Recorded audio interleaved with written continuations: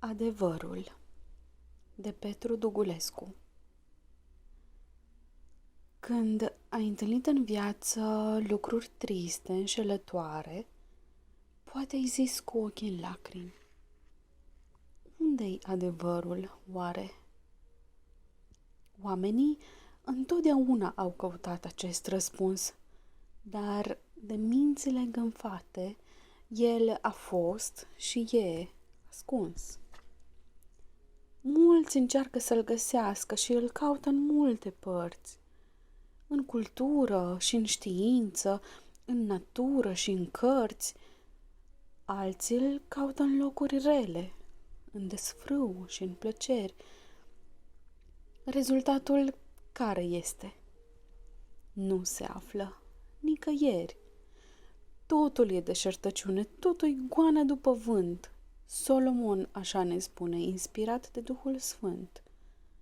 Atunci, unde e ascunsă taina marelui mister? Și din câte sunt sub soare, care lucru-i adevăr? Răsunând peste milenii, vine o voce până la noi.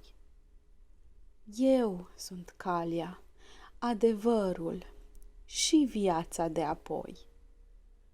Omule ce alergi prin lume, sufletul să-ți liniștești. Adevărul în minciună nu-l căuta, că nu-l găsești. Doar Isus, El singur este adevărul întregii lumi. În afară de El, toate nu-s decât deșertăciuni. Despre El spune Scriptura, cartea tainelor de sus, și afirmă și natura.